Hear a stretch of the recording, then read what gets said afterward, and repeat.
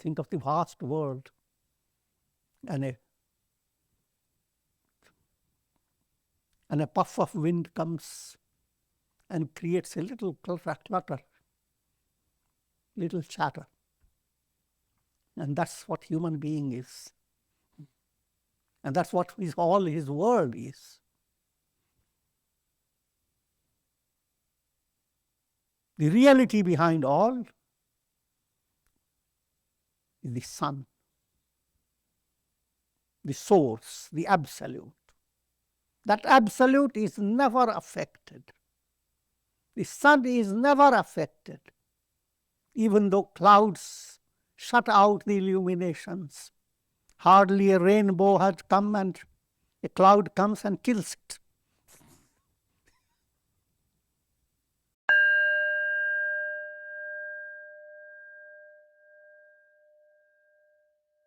Om Vasudeva-sutaṃ Devaṃ Kansichanūramardanam Devaki Paramanandam Krishnam Vande Jagadgurum. Om. Adorations to Lord Krishna, the preceptor of the universe, destroyer of the forces of darkness, and bestower of immortality. Srimad Bhagavad Gita, in chapter 6, known as Adhyatma Yoga, yoga of meditation and Samadhi from simple point of view. Presently, verse number 21. Profound insight is being given into practice of Samadhi leading to enlightenment. Just to give you introduction to what Samadhi means. Samadhi has 3 stages: concentration, meditation, and Samadhi. The Sanskrit words are Dharana, Dhyana, and Samadhi. Dharana is one-pointedness. Dhyana is the continuity of one-pointedness. And Samadhi, super-consciousness. In a very simple illustration, it is like kindling some combustible stuff with the help of a lens, old style. If you are going on a party out into the open, and people used to have, there's no fire, so they use a lens, sometimes their own specs. So put a little fuel, and now we will begin to adjust, create a focus of the rays of the sun, creating a sharp focus. That's first stage. Your hand is moving back and forth, creating a focus. Once you have created a focus, that stage is concentration. Once you have created it, you do nothing, just hold it. That's called Dhyana, continuity of focus. Third thing is expected as well as unexpected. Something that is not within the range of your vision, fire emerges. And what will that fire do? That's the mystery. That's Samadhi. But it is this Samadhi that leads you to your highest goal. Until you have tasted the Samadhi, your life is moving in a shallow waters. Only when you have entered Samadhi, again, early stage, you enter Samadhi and you get out of it. And stay in a muck for a long time and then get back to Samadhi. Back and forth continues. But only important point to understand that even a little touch of samadhi, impressions that you gather, they can't leave your mind. They're very powerful. So even though you may seem to have moved away from your practice of samadhi, yes, deep down, it is haunting you.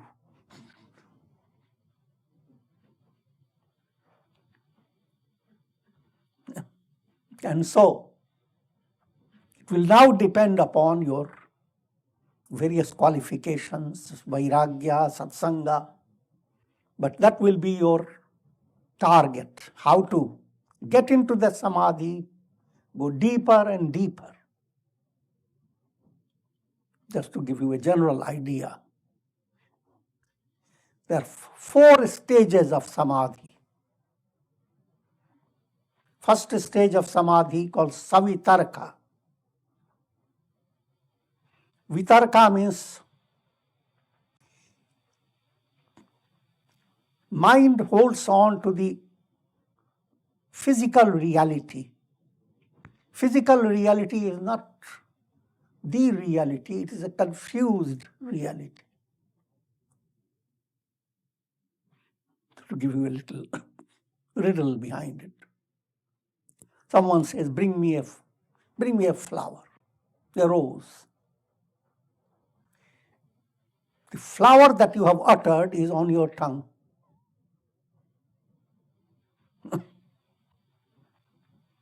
The 3 flowers are there. One is on your tongue. If the other person doesn't know your tongue, he will know what you have mean by it. Bring a flower. What is flower? Another flower is in the garden. And third flower is what sentiment you are conveying through that. The idea behind it, sentiment behind it.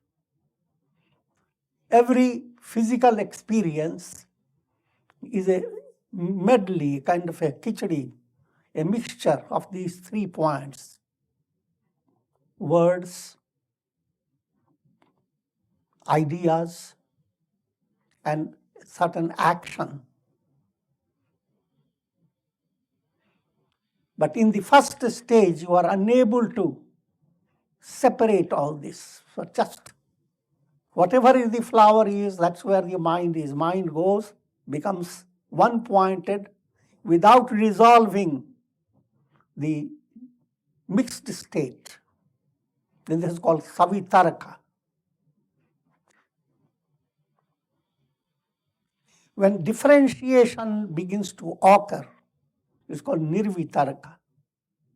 I will not go into too much detail, but this is the first level. Gross, having 2 aspects. Looking at it and then looking deep into it in an analytical way. Come to next stage. Next stage is called Savichara and Nirvichara. Savichara means now your mind is not after gross name and form. Your mind is after something that makes you thoughtful. Vichar. In simple way, you are coming to abstract meditation. Physical object seems to support your mind. Therefore, in meditation, in upasana, Sagun Sakar Brahman, God as Shiva, as Rama, is chosen so that you can focus your mind. But once you have focused your mind in that level, you move into the subtler level. What does God imply? His presence means a divine mother has come and folded you. That again I'm describing in a physical way. Love of God, what form can we give to it? The joy of inner security, the joy of being led lovingly, experience of peace. can you describe it in physical way? It looks like a flower, or looks like a peacock, or looks like a swan. You may do that as allegorical way, but that's an abstract experience. And that, again, is in two stages, savichara, nirvichara. Savichara is a stage where it needs to be further analyzed. And when you come to a deeper analysis, certain limitations drop off, that called nirvichara. But when you move away from physical and abstract, you are going to deeper stillness, where language is not needed. Your heart, the general saying, when the heart is full, mouth becomes dumb. You are so full. When you are not so full, the tongue goes on bringing up. You become very eloquent. And that's the powerful stage, being eloquent about your inner joy. But it's a greater stage where all the eloquence becomes little. Even the best of language can't describe it. And don't need to. You are enjoying in stillness. That stage called sananda. As that profound joy enters your heart, now you are catching hold of yourself, your very root. Until then, you are a mystery to yourself. Who are you? Body, mind, senses. And now you come to the very root, very close to the heart. First stage in this, the third stage, Savitarka, Nirvitarka, Savichara, Nirvichara, these come into, there are two samadhis with details. Third samadhi is sananda, when mind has become filled with joy and there is no expression. But you have not attained, you have not become fully established in liberation. The stage is described like a treasure hunter has discovered a great treasure hidden in the earth. He had known it, he had worked very hard, and with tremendous effort and lots of challenges, he comes to find the spot. The moment he has come to that spot, now he is so happy, he forgot about digging it.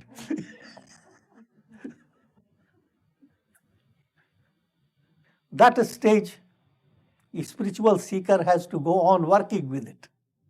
It's immense joy, but the joy has to be crossed over. But that joyousness goes on keeping your mind free of the load that you carry day by day, the load of all worldly stress, worries, anxieties. Mind has been like a donkey, always carrying big load. Never for a moment it has rest. Now when it sees the treasure, load is out. The treasure has not been found yet, but you are positive, you are moving into it. The sananda leads you to sasmita. Asmita is very source of ego. Ego plane. Ego plane is not egoistic. It is very source. Beyond is cosmic. It is this Sasmita plane, when it becomes highly accomplished, when you are established in that plane, Vivek develops. Vivek is discriminative knowledge. Inner clarity that the real I am is Brahman. This Jiva I am, the individual soul I am, has been only a reflection. And the reflection therefore counts to nothing. The river went on looking for the ocean. When it meets the ocean, it has no individuality left.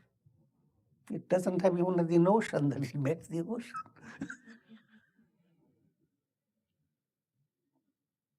You work hard to go to sleep. But when you are in deep sleep, there is nothing to assert. Look, I'm sleeping.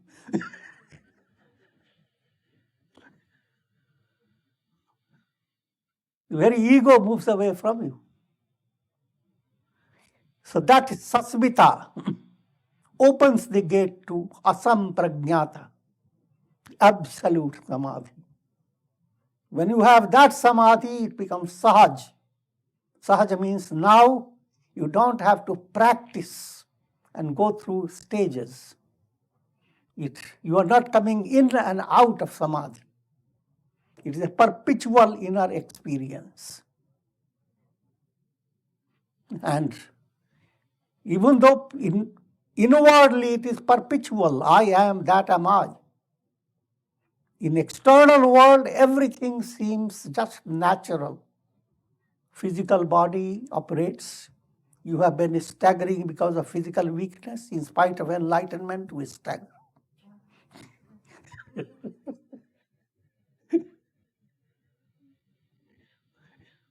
People who have not studied these in a profound way, what is the use of enlightenment? Still he is staggering.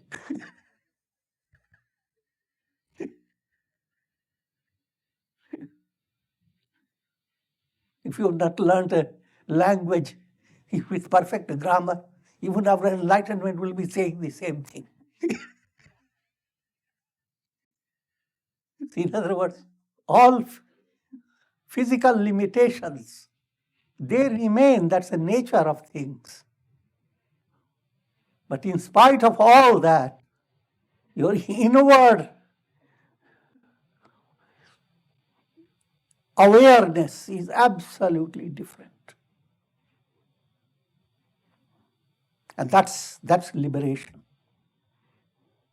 And keeping that in view, now I will go into this. 21st verse. Sukha Atyantikam yattad buddhigrahyam atindriyam vityatra na chaivayam sitah chalati tattvataha.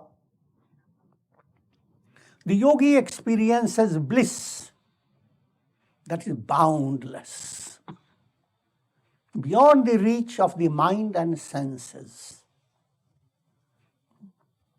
Real happiness is, as long as you are reaching the happiness by your mind and senses, that's not real. That's just a shadow. And so you can better call it happiness. We'll hop from one thing to another. That bliss can be comprehended by the intuitive intellect alone. Intuitive intellect that begins to go through a transformation.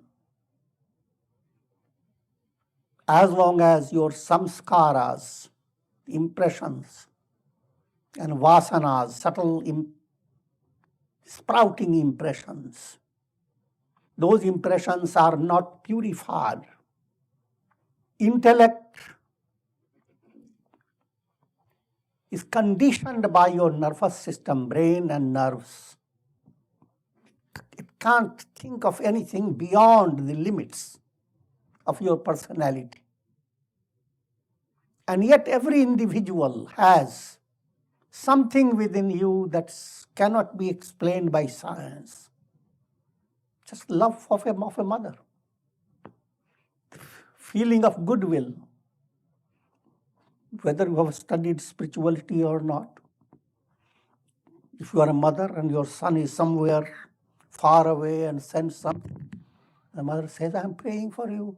I'm with you. And the son doesn't say, we're lying.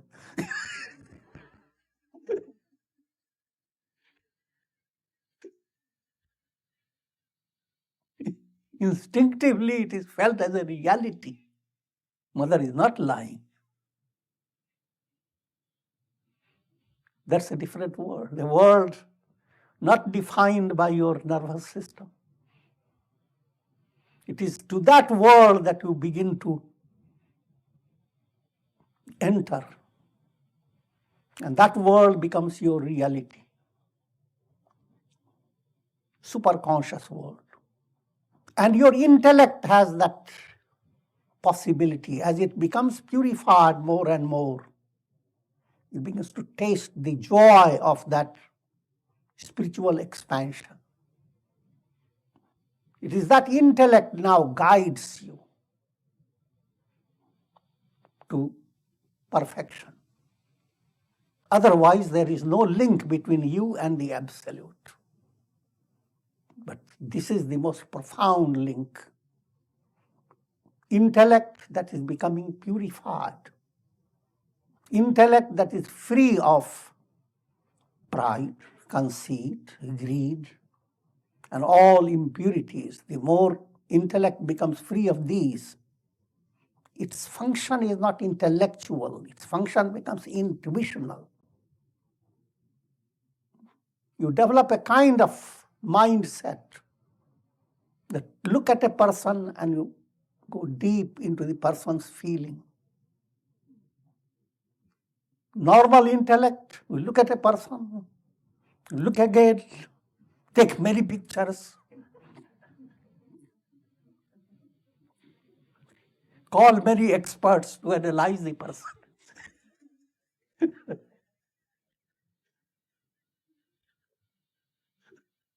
And after all that, you reach a superficial knowledge. And that subtle potentiality exists in every individual. And that profound possibility is there. As mind begins to understand it, you realize how fortunate you are to have human embodiment with that potentiality of allowing the intellect to become free of impurities, turn intuitive, and shed the illusion of ego, shed the illusion of separation, and you become as if sunk in absolute sleep from where there is no waking. Don't take it literally.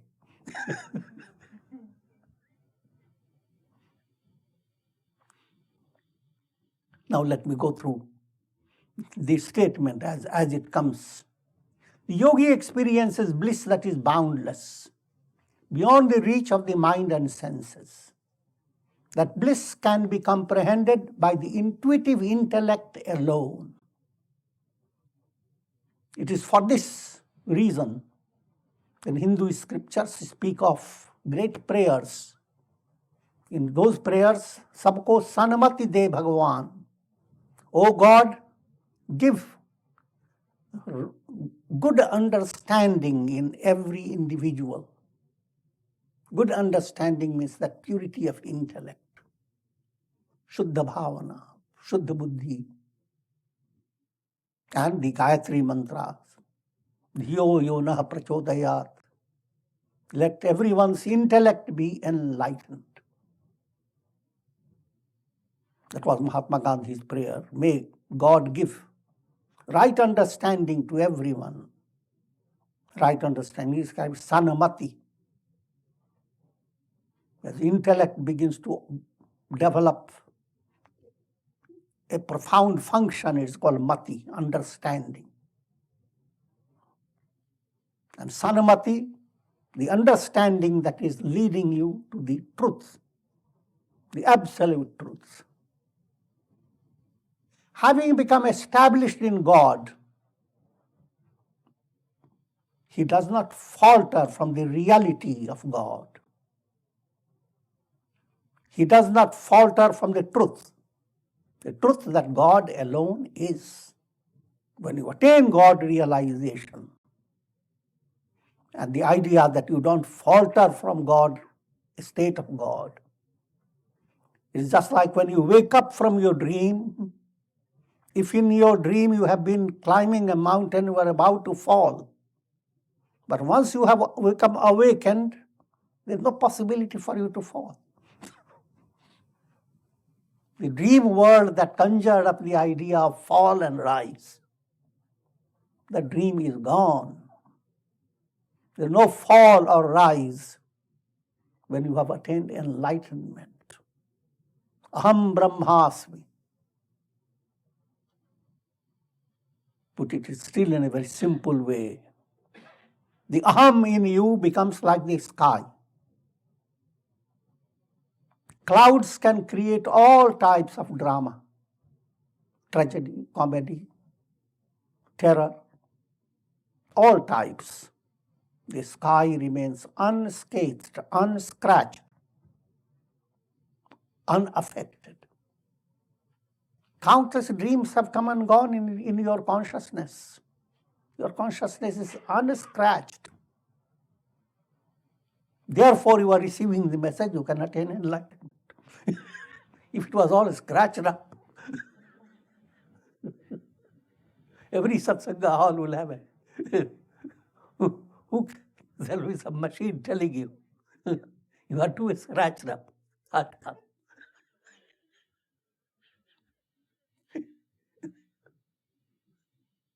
But consciousness within you remains intact, ever the same, no matter how things have gone on through your mind, how many memories you hold in your mind and you are upset by them. The reality is you are that pure akasha, pure consciousness, unscratched, untouched, untainted, untarnished. The samadhi that is experienced by the yogi has been described in three ways. The samadhi is of three types. First, Atyantikam. The joy that is experienced in samadhi, first characteristic is it has no end. Every experience of joy in the world ends. Not only it ends, it also has fluctuation. What seems big joy today, tomorrow it doesn't have the same impact. Every attainment in this world has an end. But the joy that we are speaking of, the goal, the revelation, I am that, shedding all the limitations, mala, vikshepa, and avarana, these are the three obstacles. Mala, gross impurities, that keep your mind so restricted that only happiness you find is in your senses, in the gross world. That gross world keeps you distracted from your deeper problems. Vishaya Sukha. All experiences of pleasure in the physical world have limitations. But the revelation, the joy arising out of revelation, that's absolute joy. So this point your mind has to work upon. All happiness of the world is called Alpam in the Upanishads, Alpam little. Supreme happiness, Atyantikam. It has no end. It's boundless. Another word is Bhuma. Absolute joy is Bhuma. Simple illustration. absolute light, talking about physical light, the sun. All illuminations are Alpam. Day by day, all the illuminations created by the sun, from morning till night, illuminations express themselves on this earth planet. And from different angles, you find the same sunrise, the same sunset in so many ways. Millions and trillions of stories of the sunshine. But poor sun, he has only one story. He's one without a second.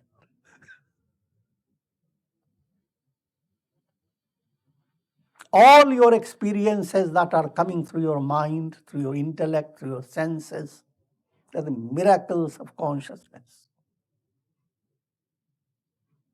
Nothing else. They're all sensations. They're not in the body. But yet, that is the life everyone lives. And that's the life that gives you bondage and release. It's a life of nervous pulsations. Think of the vast world, and a puff of wind comes and creates a little clutter, little chatter. And that's what human being is. And that's what all his world is.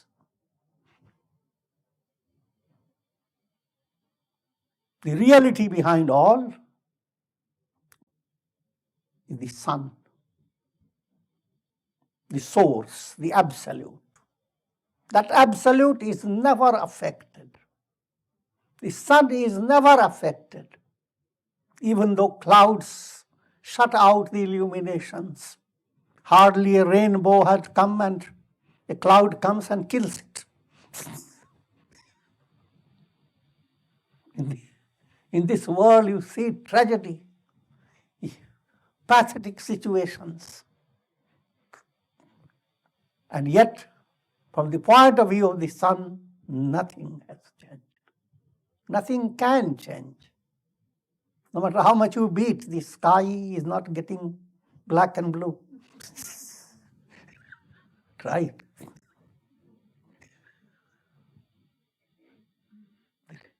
Deep down, the self in you cannot be beaten up. No matter how many karmas, no matter how many negative karmas you have done, that sky within you is ever untouched. Therefore, serious spiritual aspirant doesn't go on counting karmas. You count the moment of destroying them.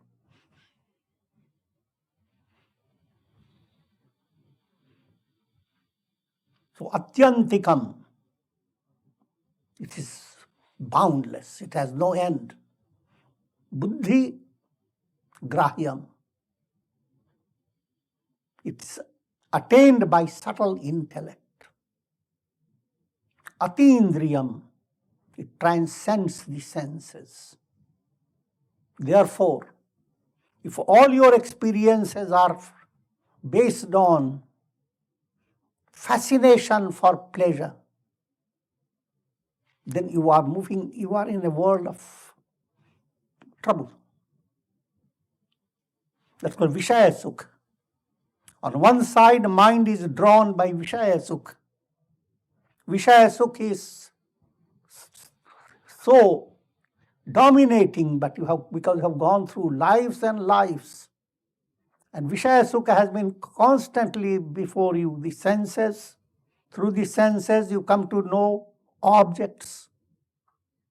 And when you come to know, and Jnanendriyas give you knowledge about objects, limited way.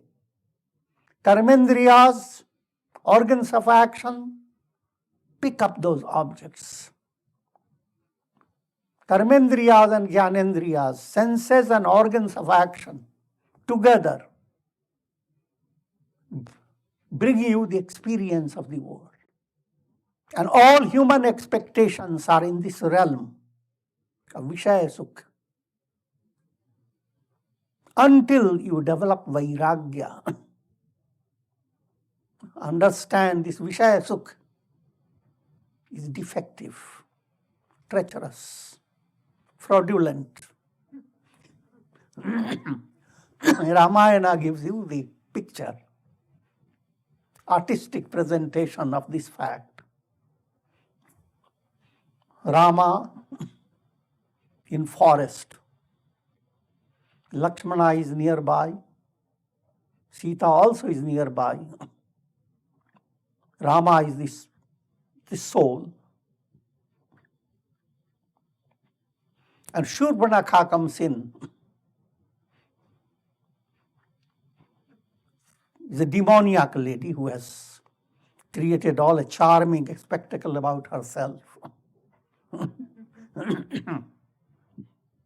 Comes floating towards Rama and says, in this entire world, I've never seen a person like you, so handsome. And there is no one more beautiful than me. Believe it.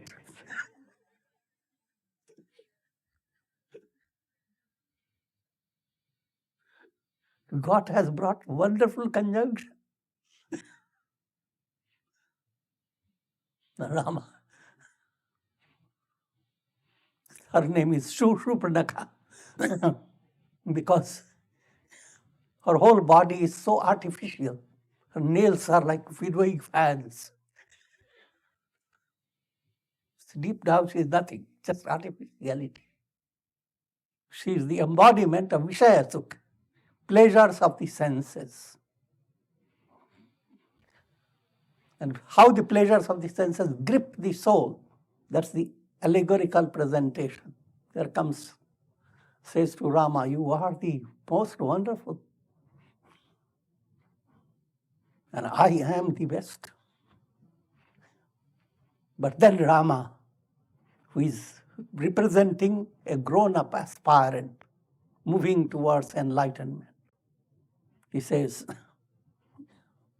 I'm already married. He's married to his will to attain liberation. So, go and deal with my brother.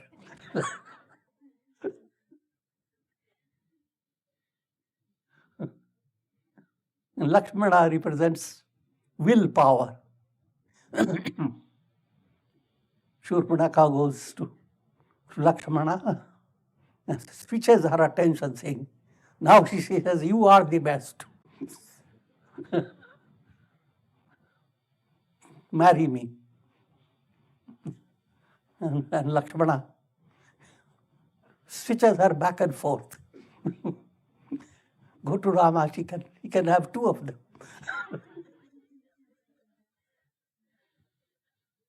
Until she becomes exceedingly angry. Behind all that is going back and forth. Mind does sankalpa vikalpa. Mind is going on studying the world. Is it really fascinating? Is it really so great?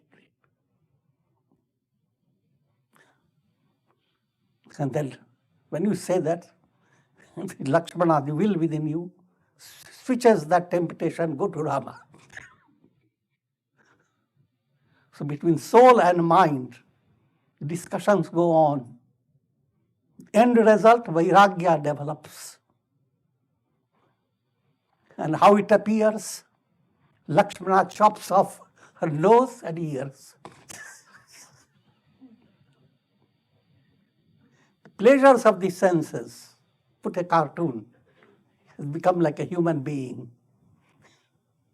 And when you are developing Vairagya, you have chopped off the most remarkable aspects. And show its nose or the ears. Lots of chit-chat goes on with highlighting the pleasures of the senses. So that ear has been chopped off. And that remarkable impression that pleasure gives, that also has been chopped off. Then that's called vairagya. If you have developed vairagya, you have given invitation to all the demoniac forces that are within you, a challenge to destroy them. So vairagya becomes the setting for destruction of all the negative. The negative existing in the vikshepa state, karadushana. The negative existing in the form of ravana, ignorance. All that becomes possible because the nose and ears are chopped off. Because you have begun to listen to the limitations of the pleasures of the senses. Because you have started understanding too much dependence on objects of the world create impressions in your unconscious. Raga dvesha impressions haunt you from life to life. And you are deprived of your own inner joy. Yam labdvacha param labham manyate nadhikam tata. Yasmin sthito na dukena guruna pi vichalyate.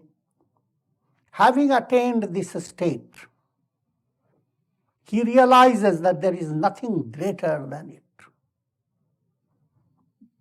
And being established in this state, he is not shaken. Even when confronted with the heaviest of sorrow, first want to understand, there isn't anyone born who doesn't have to confront the heaviest of sorrow, who've loved the body for so long, and its end is one day as certain as anything. But even the heaviest sorrow you can imagine, if you one who is enlightened, there is no impact of sorrow. Having attained this state, he realizes there is nothing greater than it. Also, as long as you are led by karma, you go high and low. But there is always something greater than your state. There is no absolute contentment or satisfaction. The term is nitya tripti. Absolute satisfaction is nowhere in the world. Therefore, all worldly attainments are described as mirage. Or from another point of view, like a salty ocean. The more you drink from it, the more thirsty you become. Satisfaction comes in different stages. If you do relatively good karmas, that's the only thing possible. Good karmas without attaining enlightenment, you are doing good karmas. Good karmas will bring you situations that are more satisfying. And satisfaction stays with little profounder quality. But it is not absolute. Because you have not removed the cause that will put you away from goodness. Ignorance is still there. But whatever good karma you do, it gives you, relatively speaking, more enduring type of feeling of satisfaction, but not absolute. All human satisfactions are called kuntit tripti, satisfaction that has a spear at its throat.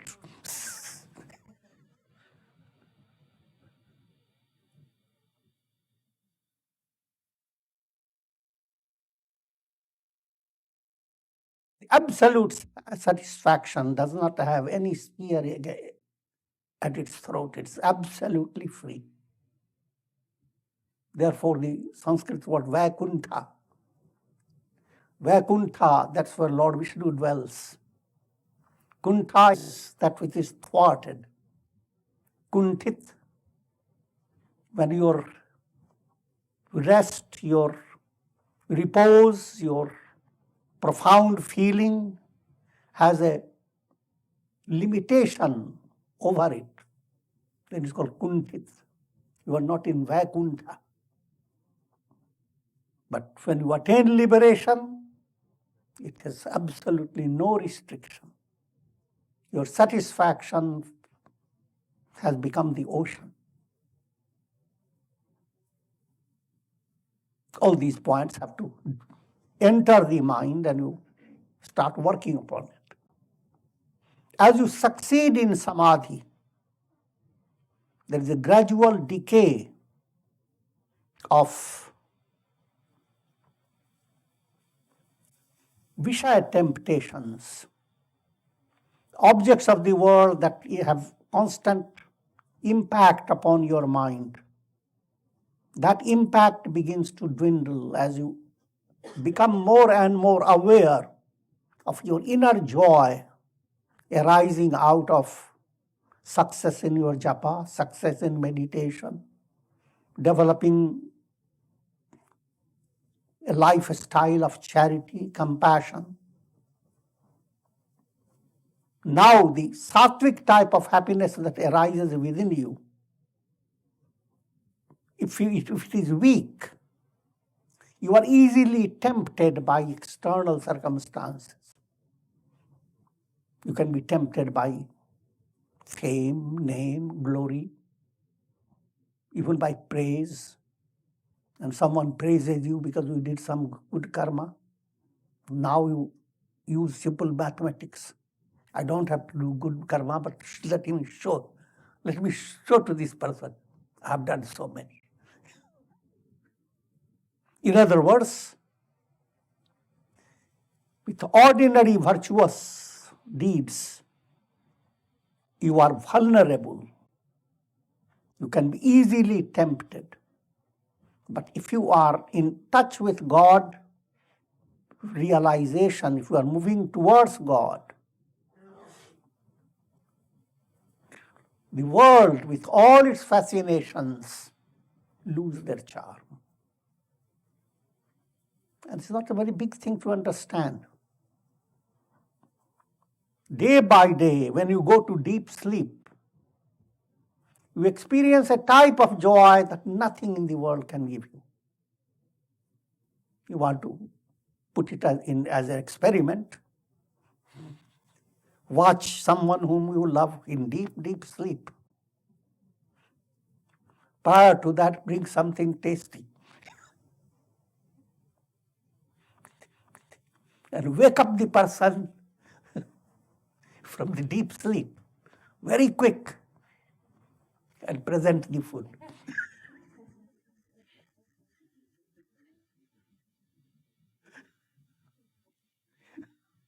And see the reaction. The joy of sleep. And this, that's simple illustration.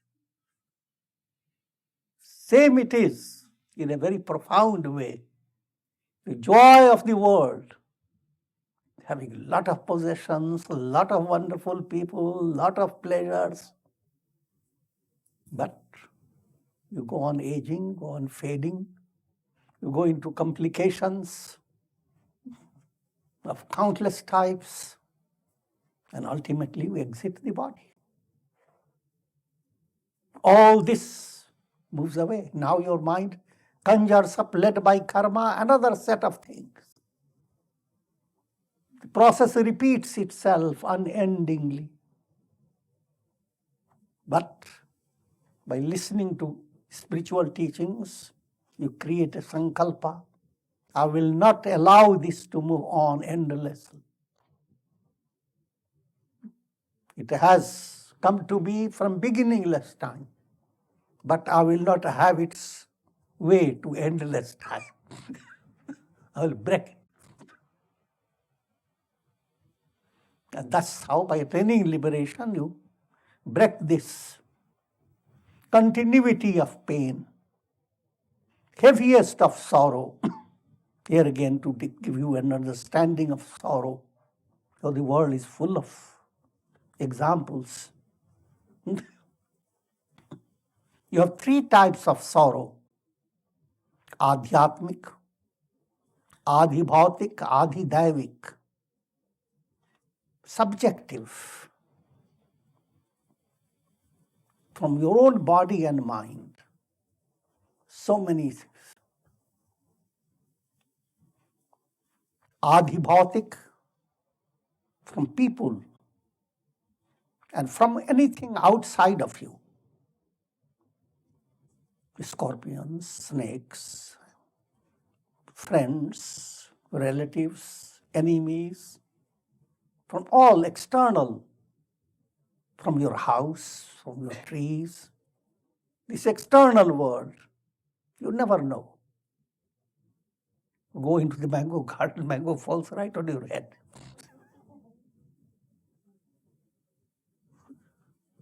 That's the Adi Bhautik. Then there is Adi Daivik. Even if you imagine that the world has become so peaceful and everything is at height and Dharma is at the highest glory and everyone is enjoying it. But you never know. Eruption of earthquakes, volcanic eruptions, or some heavenly body hurtling down through this space with tremendous eagerness to meet the earth.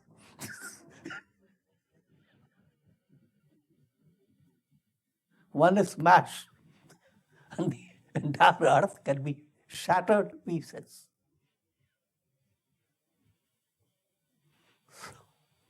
All these are the sorrows. But in spite of all the sorrows, enlightenment strips you of all these. Just like in sleep, you are stripped of your physical reality, your mind, your intellect. But you come back to it because sleep is not the highest goal. But once you have attained liberation, so attaining liberation, you have to also understand nothing new changes. Unliberated state simply means you are allowing your consciousness to become refracted through your mind senses. Like when the sun rises and all the illuminations come, the illuminations are not adding anything to the sun. The sun alone is, the illuminations are just refractions. Pure consciousness alone is. But everyone has a story to tell. Everyone lives in a world of past, present, and future. This entire mysterious story of boundless experiences, of millions of lives, all that at every moment there is nothing but just pure consciousness. Look at a lake. Countless reflections are operating in it. Trees, monkeys, squirrels, they're all jumping inside the river. Reflections. But all the time there is nothing but the lake. All the time there is nothing but pure consciousness. Brahma, Pūrṇamadaḥ, Pūrṇamidaṃ. And with this I will conclude. Om Shanti Shanti. Om